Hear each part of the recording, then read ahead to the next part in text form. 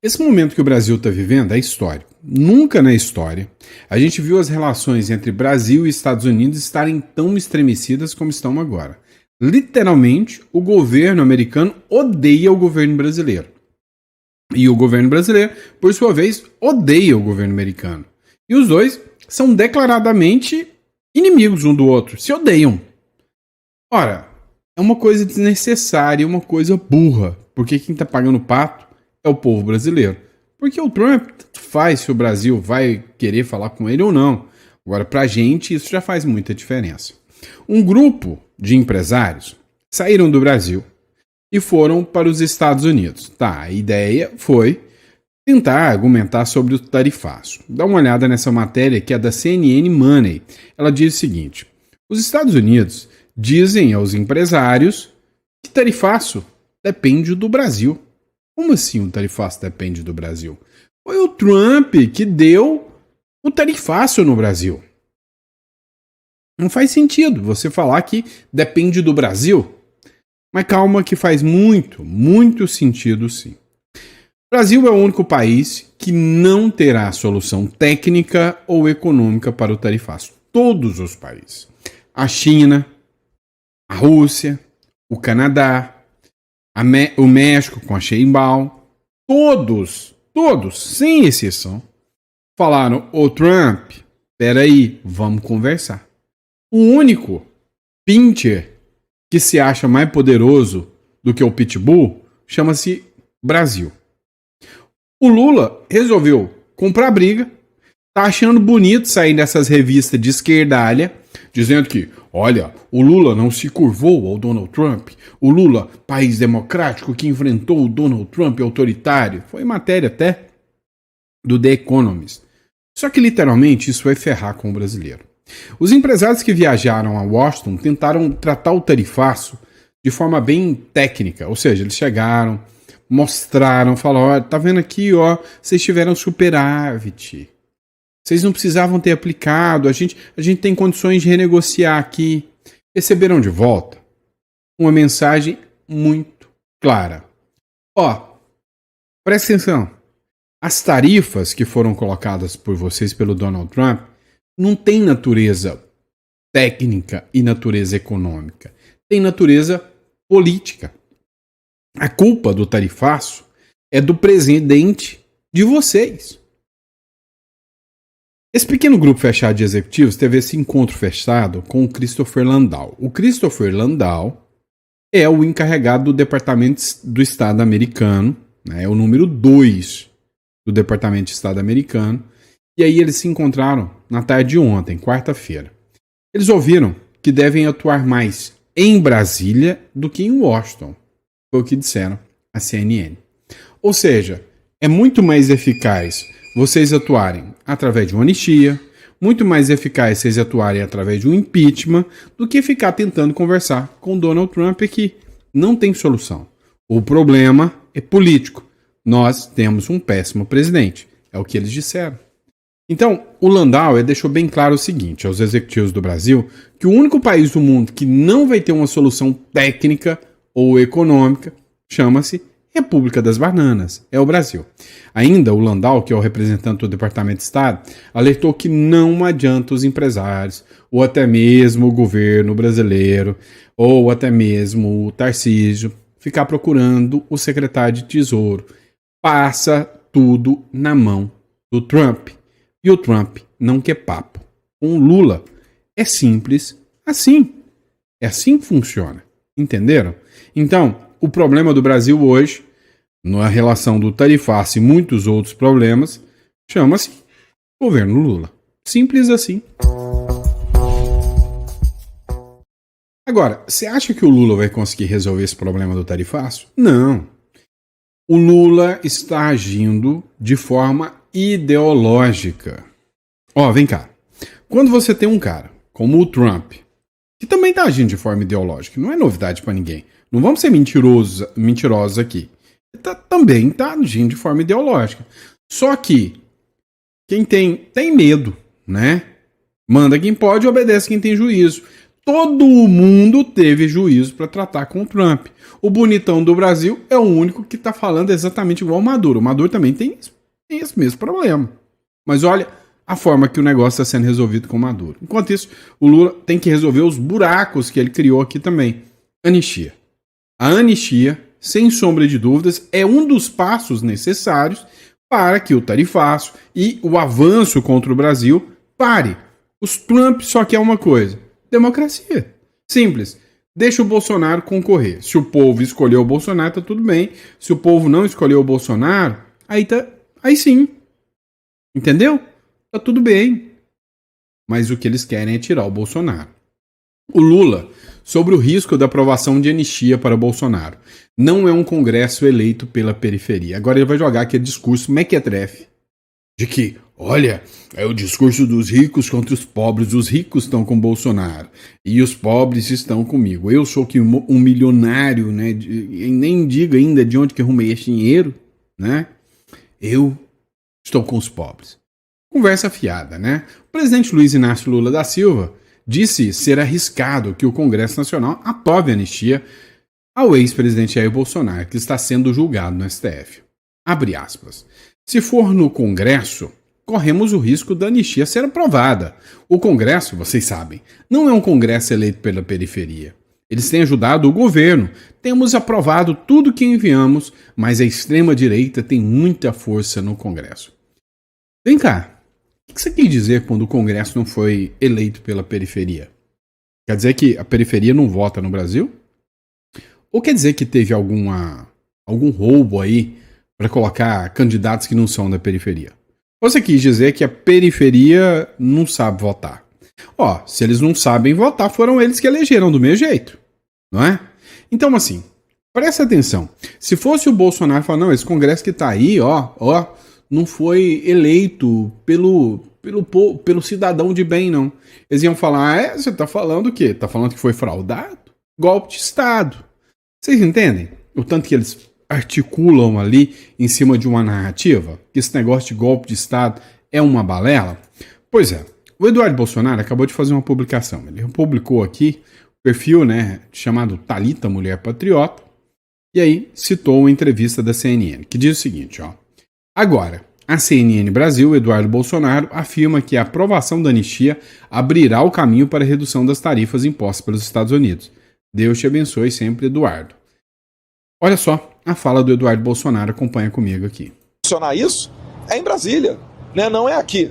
E como o Trump fala da questão da perseguição, a minha humilde sugestão é que o primeiro passo para ser dado nesse sentido é a votação de uma lei de anistia. Se nós votarmos a anistia, eu te asseguro, com tranquilidade, a gente vai sentar na mesa. A gente não, porque eu não estarei nessa mesa. Mas quem quer que venha aqui negociar, estará sentado numa melhor posição junto ao pessoal do governo Trump, que eu tenho absoluta certeza vai reduzir tarifa, talvez zerar. Solucionar isso é em Brasília, né? Não é aqui. E como o Trump fala da questão da perseguição, a minha humilde sugestão...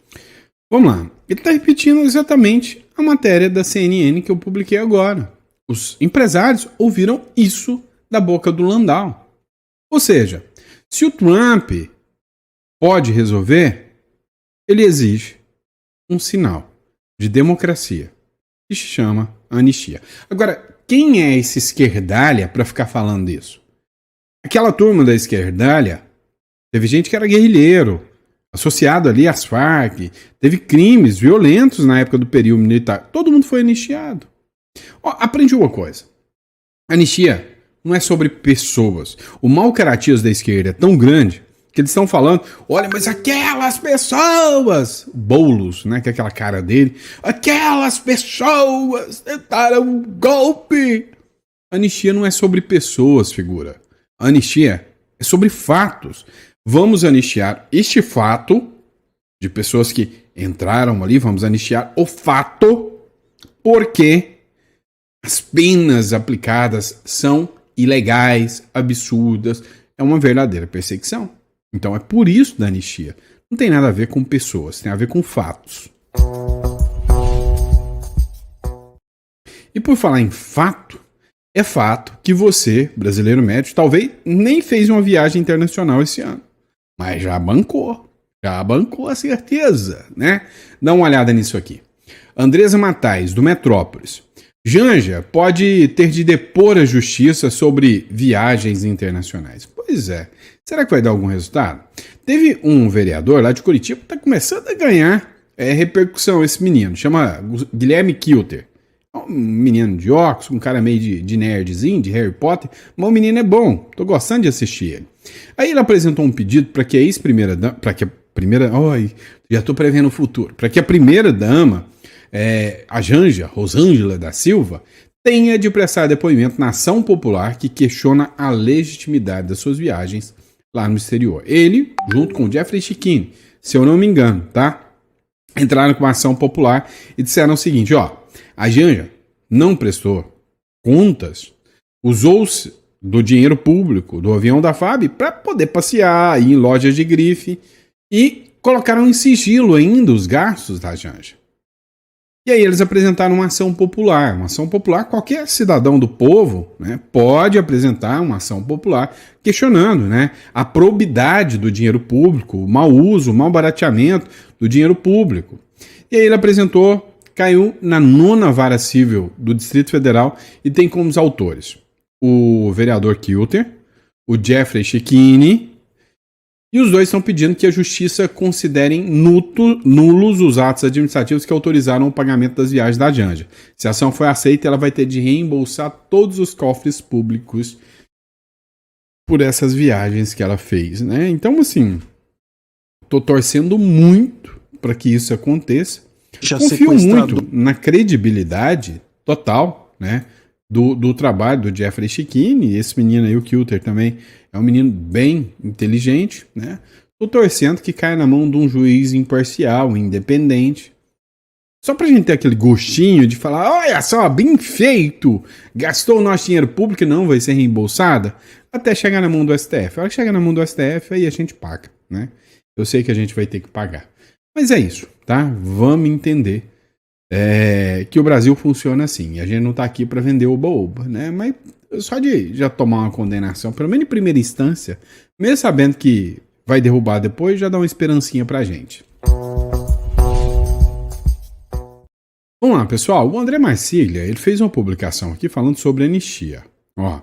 Ele disse o seguinte: a anistia não é sobre pessoas, é sobre fatos, que eu acabei de falar agora para vocês. Os fatos merecem anistia e alcançam Bolsonaro. Não há como haver anistia com a exclusão do Bolsonaro. Escuta só o que ele disse. Anistia não é a favor nem contra pessoas. Se você for para a anistia de 79, ninguém ficou olhando lá onde a gente tinha torturador, a gente tinha sequestrador, a gente tudo de esquerda. Ninguém chegou e falou assim, vamos tirar esse e colocar aquele. Não dá, porque a anistia é em relação a fatos que foram politizados pelo direito. Não tem como excluir ou colocar alguém. Se você exclui ou coloca alguém, é qualquer coisa, menos anistia. Então essa conversa, que eu acho que é uma conversa mole, se você quer saber, porque eu não acredito em uma palavra do Alcolumbre sobre isso e nem do Hugo Mota. Ambos são dentro do Congresso, eles têm uma dupla função, que é ouvir o que o STF diz a eles e seguir com essa direção e barrar aquilo que a maioria do parlamento quer que siga adiante. Então, eles têm feito esse jogo. Agora eu vou ouvir o parlamento. Aí o parlamento chega e fala, opa, agora vai. Daqui a pouco engavetam de novo. Aí quando começa uma comoção social, opa, vou ouvir vocês, agora vai. É o tipo da volta a gente compra. Pô, não é possível que a gente continue sendo enganado por um na volta a gente compra do Alcolumbre e do Mota. E a anistia, repito, que se destine a determinadas pessoas, mas não a outras, não existe. Isso não é anistia. A anistia não funciona assim.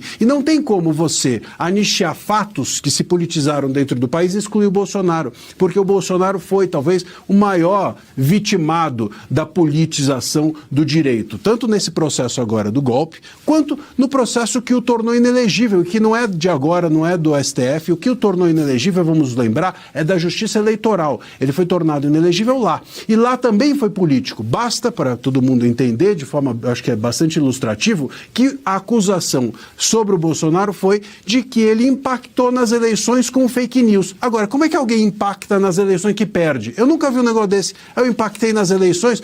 Mas então você ganhou de lavado. Não perdi. Então não impactou. Então, óbvio que ali gente tem uma politização do caso eleitoral dele, que o tornou inelegível, e do caso agora do processo do golpe, que vai levá-lo a uma condenação à cadeia, etc, etc. Então, o Bolsonaro não tem como ser excluído desse processo se a gente quer a pacificação, que é o destino de toda e qualquer anistia. Posso ser sincero com vocês? E aí, pega um pedaço de pedra aí pra você tacar em mim, tá? Eu sou contra a anistia. Pronto, falei.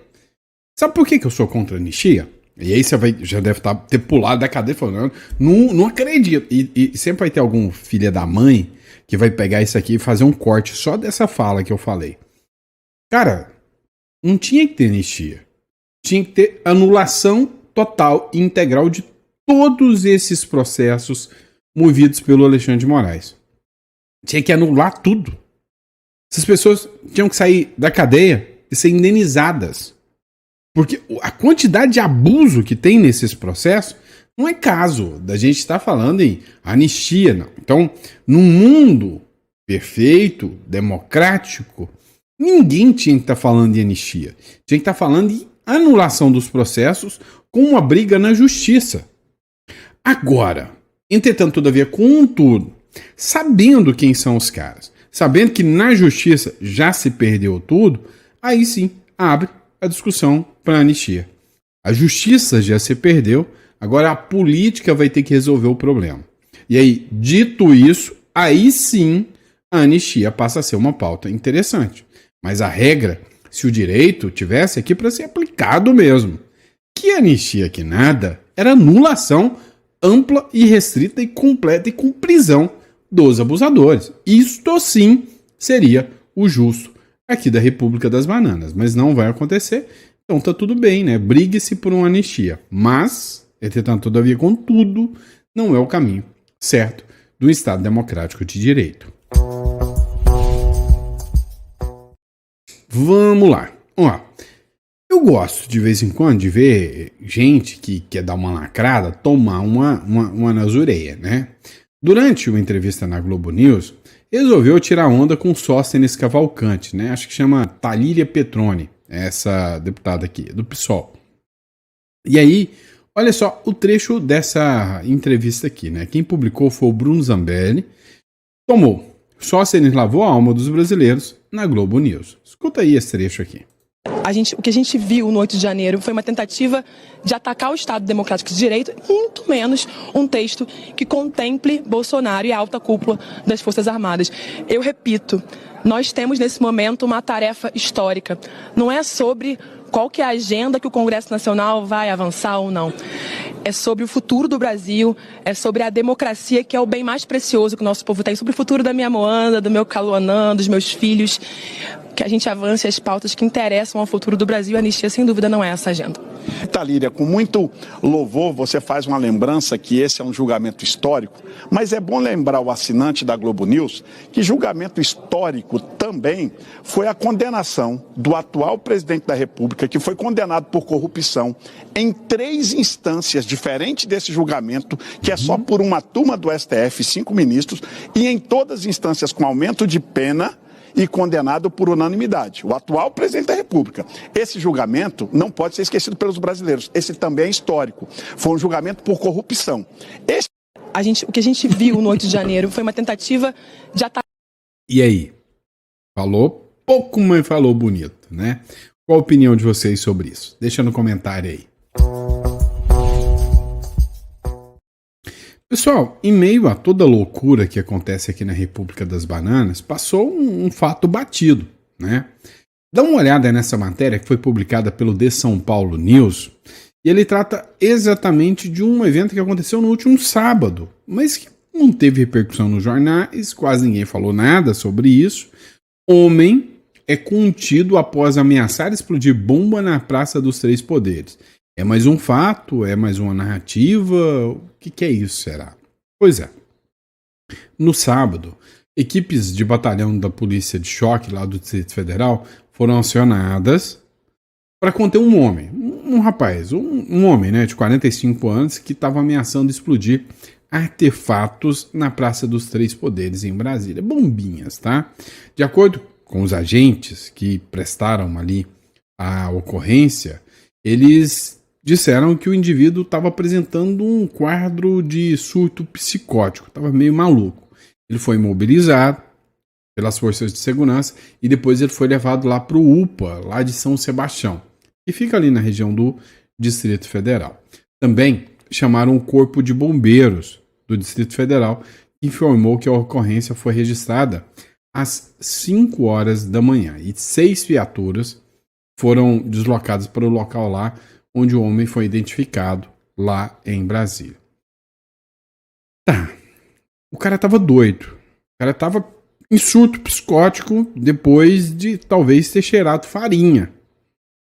E aí, né, esse episódio ocorreu bem nas vésperas do julgamento do ex-presidente Bolsonaro, lá pela primeira turma do Supremo Tribunal Federal. E aí teve um sitezinho de esquerda que trataram que, olha, teve um ataque bolsonarista, mas não tem nada a ver. O cara estava em surto total.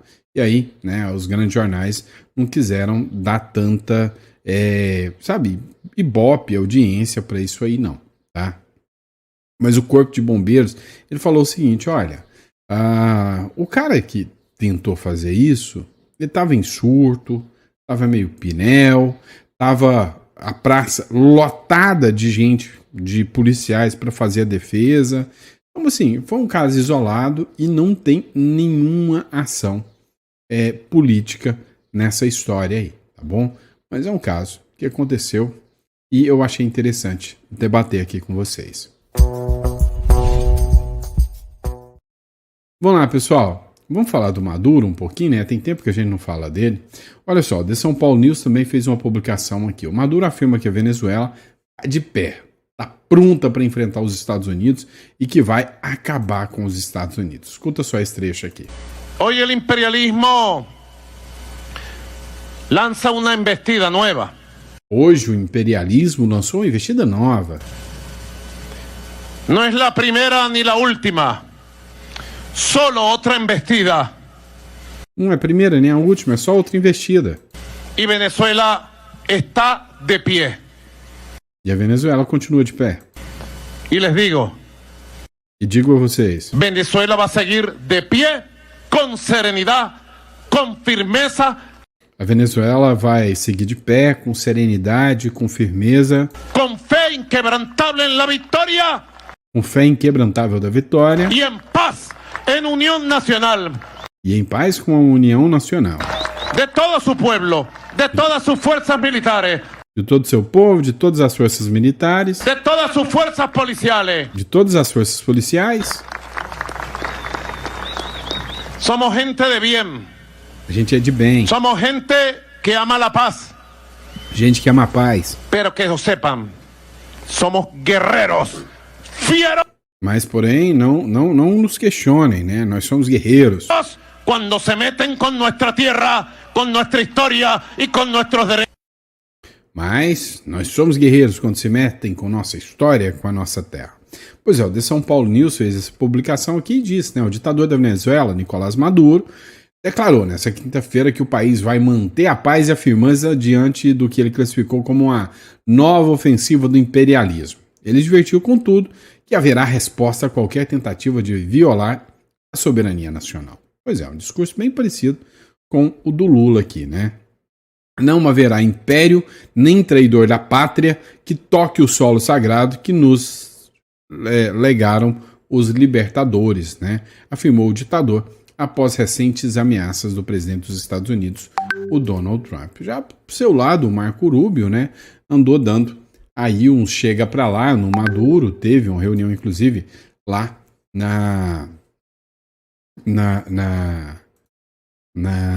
no Equador agora, né, onde ele mandou aí uns recadinhos para o Maduro. Pessoal, tem um bagulho que tá viralizando, mas o brasileiro que gosta de trem feio, né? Tem um boneco, um tal de Labubu, né? Eu tive até que comprar. Quem viu lá no Instagram viu que minhas filhas começaram a pegar no pé e, compra esse Labubu, é um bonequinho feio, dentuço, é um trem feio. Pois é, agora viralizou nas redes sociais um novo tipo de boneco e o pessoal tá comprando, gente.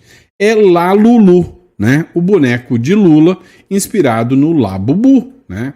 Um novo personagem tomou conta das redes sociais nos últimos dias, o Lá Lulu, um boneco inspirado no presidente Luiz Inácio Lula da Silva. A criação, que não é oficialmente licenciada, é uma réplica do famoso colecionável Labubu, que virou febre em 2025, transformando-se em um fenômeno cultural e comercial intencionalmente entre os jovens e colecionadores. Deixa eu ver se tem uma imagem do Labubu aqui. Não tem, né? Esse aqui é o Lalulu, não, é Lalulu, né?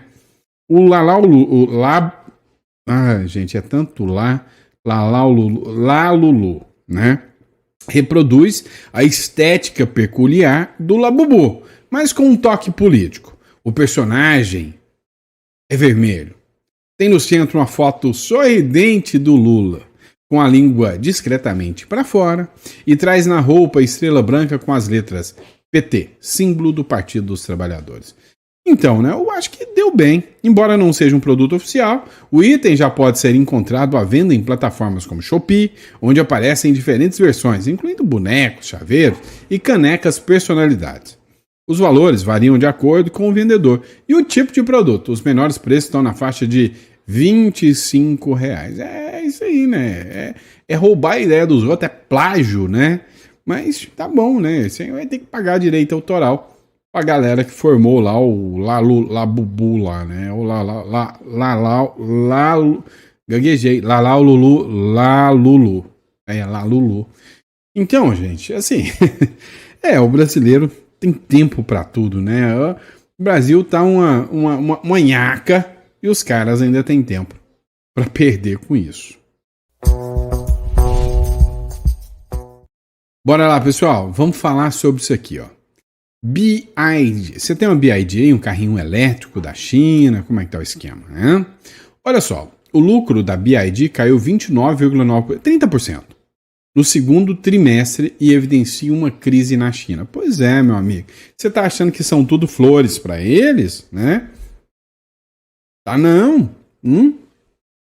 Saiu uma notícia hoje de que teve um aumento significativo do PIB norte-americano, graças às tarifas que foram impostas por Donald Trump. Enquanto isso, a China vem passando por um momento turbulento, né?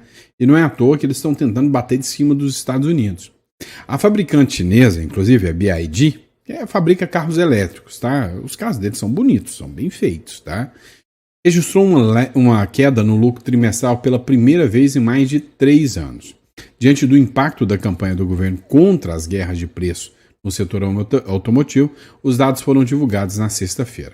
O lucro líquido da maior produtora mundial de veículos elétricos somou 6,4 bilhões de yuans, que é algo em torno de 894 milhões de dólares no segundo trimestre, um recuo de 30% em relação ao mesmo período de 2024.